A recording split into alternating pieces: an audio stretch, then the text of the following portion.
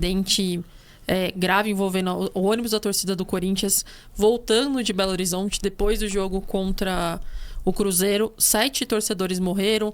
Houve registros que falaram que o ônibus estava sem freio, outras pessoas falaram que não tiveram essa impressão. A agência disse que o ônibus estava irregular. Mas a verdade é que não é a primeira vez que a gente vê acidente com ônibus de torcida. E as condições, pela galera que eu converso e tal, que frequenta, não é das melhores, né, Gê? Não é uma coisa... É triste, né? A gente ter esse tipo de... E uma das pessoas que estavam junto, gente, tava comemorando aniversário. Um dos meninos que morreu tava no aniversário com a torcida, era pra ser uma festa, acabou virando uma tragédia. E é muito curioso como isso quase sempre acontece em estradas ali da região de Minas Gerais, né? Teve time de base ano passado, enfim, alguns meninos acabaram falecendo, já houve outros casos de torcida também em Minas Gerais.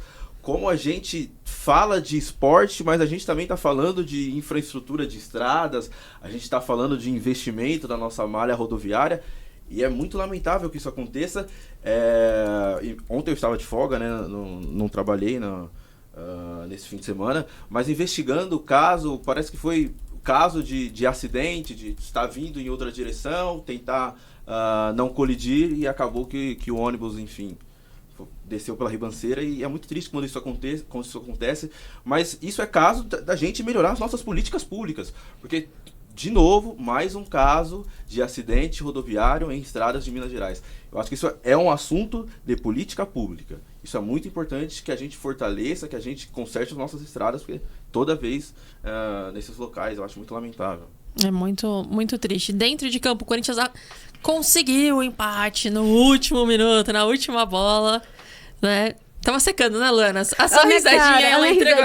Ela tava secando o Corinthians. Eu tava secando o Corinthians e pensando aqui, como o Cruzeiro tem sofrido nos acréscimos, cara. O Cruzeiro só se lasca nos acréscimos, mas eu tava secando. Mas tudo bem. Tudo bem. O empate tá bom, vai. Eu acho que os palmeirenses devem começar a ficar preocupados, porque todo mundo que a Luana ganha tá indo mal. Então todo mundo torce tá indo mal. Tá indo mal, então vou dar uma lista, acho que eu tô torcendo aqui daqui a pouco. Vamos ficar... Segura aí. Vamos ficar de olho. Luana, você aposta, Luana? Tá com carinha de bet isso aí, hein, gente? Ficou muito triste. Pé frio desse jeito é impossível. Eu jogo pro universo. O universo fala, é isso que você quer? Toma diferente. Gente, isso. Eu me identifico com a Luana, viu? A Luana falou que ela é pé gelado, eu sou, acho que, pé iceberg. Porque... Congelado, Nath. Juntou nós duas aqui. Gente, todo mundo que a gente esquia, assim... Pois é, todo mundo que eu torço, ou todo mundo que eu falo, não tô torcendo, mas vai ser tanto o resultado. Tipo, vitória, igual... Eu falei 2-1 pra Inglaterra, gente. Passou... Nath, eu errei todos os placares da Copa, da Libertadores e do Brasileirão. Bem isso. E voltando pro Brasileirão, o Botafogo, a diferença caiu, mas é 11 pontos. Não sei nem se dá pra gente falar que caiu a diferença. Acho que era um resultado normal. Acho que o Botafogo veio pra São Paulo pra não perder. O Palmeiras e o Flamengo tinham a obrigação de vencer. E eu acho que o próprio Fluminense, que são os três que estão na briga, mesmo o Palmeiras e o Flamengo jogando fora de casa contra o Curitiba e contra o Cuiabá, tipo, era obrigação vencer. E o Fluminense recebeu o América no Maracanã. Lívia, a gente tem discutido muito aqui se a torcida do Botafogo já pode começar a contagem regressiva. Você acha que pode? Essa semana, eu e o Diego Salgado gravamos o podcast do Gold para falar exatamente sobre o que esperamos do Botafogo, né? E agora eu acho que realmente, mesmo que seja um segundo turno abaixo né, de tudo que vem apresentando desde o início do campeonato, eu acho muito difícil. Uma mão, pelo menos, já está na taça, né? A briga agora, ela passa para o segundo lugar. Quem que vai ser o vice esse ano? Porque é uma diferença muito grande, né, gente? Mais de 10 pontos. E para você perder tantos jogos assim em sequência e os seus adversários virem uma arrancada... e a gente precisa ressaltar problemas internos no Flamengo, o Diniz se dividindo entre duas funções. A gente também tem um Grêmio que acabou de perder, né, fora de casa e ser eliminado de uma competição, então também vem aí somando uma crise ao seu histórico. Porque assim, a gente sabe, né, gente, futebol é momento, né? Então, se perdeu uma, perdeu duas, começa, né, a dar aquela cambaleada. E por mais que o Flamengo esteja ainda, né, não tenha sido eliminado e tudo mais, olha só o que tá acontecendo nos vestiários do time, né, gente? Então, assim, pelo amor de Deus, falar que esse time tá bem você tá querendo... A gente não é maluco aqui, né? Ninguém vai apostar no Flamengo pra uma arrancada histórica sobre o Sampaoli com um cara se pegando no vestiário. Então, assim, é uma grande... Vocês têm reparado que agora fez gol, eles vão lá dar um abração no Sampaoli, tipo, vem cá, meu mano, a gente te ama. É melhor do que dar um soco na cara dele. Eu já acho mas que eu tenho melhor. sentido que são os abraços querendo socar em alguns momentos, cara. Acho que eles estão tentando driblar isso aí. Eu acho que... Fale, Isso Nath. diz muito, né? Ainda trazendo o recorte da Copa do Mundo, né? O Wilder que não tinha um abraço, né? Não recebia uma comemoração das jogadoras da Espanha. Eu acho que isso acaba respondendo, sim. Essa questão de abraçar técnico me traz lembranças até não muito agradáveis na época do Cuca, quando ele estava no Corinthians, né? Que ele foi abraçado pelos jogadores. Então, eu acho que a atitude do jogador dentro do gramado revela muita coisa, né, do que nas entrelinhas, sem eles falarem nada, e ainda trazendo a questão do recorte do Botafogo, com todas essas informações que a Lívia trouxe, né, como se fosse assim, acho que ninguém tá querendo muito também ser campeão brasileiro, né, vamos ver, né, o que cada um vai conseguir lidar dos desfalques, dos problemas extracampo, né, das situações adversas, para ver se consegue parar um Botafogo, porque a estratégia montada pelo time, o planejamento tem dado certo. Quando sai de casa e não conquista 3 pontos importantes, conquista pelo menos 1. E aí isso deixa justamente essa gordura de 10 pontos, né, de 11 pontos à frente do Palmeiras em um jogo difícil fora de casa contra um São Paulo que vem de uma grande decisão, apesar de ter um desgaste, mas que vem de uma grande decisão e aí se afirmando na temporada também com o Dorival Júnior. Então eu acho que da estratégia montada do que tem o Botafogo feito para essa temporada, é muito difícil que esse time perca o título. É futebol, né?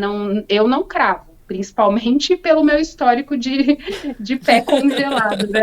Mas vou cravar Botafogo. Olha a Beth aí, Luana. Derrubando o título do Botafogo aqui ao vivo. Já você fazia sinal com a cabeça que tá concordando com a Nath. A Nath colocou uma questão interessante, que quando se há necessidade de você comemorar com o seu técnico, é porque alguma coisa está errada, você tem que provar alguma coisa, né? Então, acho que essa relação da comemoração dos jogadores do Corinthians com o Cuca, em relação aos jogadores do Flamengo com o São Paulo, ele quer mostrar que alguma coisa, não, tá tudo bem. E na verdade, na verdade não tá nada bem. Tem uma metadinha ali do elenco que aprova o trabalho do Sampaoli, que é uma metadinha assim, eu não vou citar... Titular. Exato. E eu não vou citar o que eles fazem, assim, nos bastidores, porque é feio, entendeu? É muita coisa feia. É o tipo de pessoa que acha que é normal assediar mulheres no rolê, que historicamente também tem ali alguma coisinha no currículo, entendeu? E acha que comportamento tóxico faz parte do ambiente do futebol. Naturalizou, né? De um jeito tão absurdo. Mas assim, o Varela foi jogar com o olho roxo, gente.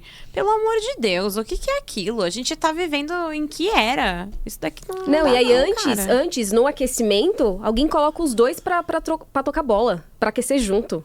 Vocês viram isso? Gente, que assim, que eu acho assim, o que a gente vai esperar de uma diretoria que quis voltar na pandemia, o Flamengo queria jogar Flamengo contra o Flamengo mesmo. A gente tem que voltar 2 anos, não tem 3 anos atrás. Se dependesse do Flamengo, era Flamengo titular contra o Flamengo reserva. O Flamengo forçou pra jogar futebol com o hospital de campanha do lado do Maracanã. Então, a partir desse... Porque a pandemia me fez rever muitos conceitos. Cortei muitas amizades, os valores e tudo mais. E pra mim, o Flamengo mostrou ali. A partir disso, e muita parte desse grupo de jogadores já tava lá, já apoiou, já teve festinha. Negacionista, é sonegador. Tem uma listinha aí, tem um histórico aí, então... Tem gente que tá devendo na Europa até hoje lá. Não era pra gente, infelizmente, não era pra gente estar falando nisso, tá tão surpresa com isso, né? Se a gente for pensar no histórico dos caras, cara. E agora, esse meio de semana, o Flamengo folga. É a realidade, né? Esse recorte, né? Infelizmente, é a realidade. É que isso já não é algo atual. É que hoje, né, a mídia noticia, é que hoje nós temos mais voz ativa, nós mulheres, nós que cobramos, né, essas questões internas de clube, a violência contra a mulher, jogador sendo convocado na seleção brasileira com histórico de né, de agressão. Isso sempre existiu no futebol, porque no mundo do homem, o futebol é dele. Então, ele domina da forma que ele tem, né, para dominar, com erros e com acertos, só que hoje a sociedade, ela gira de forma diferente, porque a mulher, ela ocupa um papel que não deveria ser só para isso, né, nós temos um papel muito mais importante na sociedade, mas nós acabamos cobrando e apontando justamente esses erros que permeiam o futebol mundial.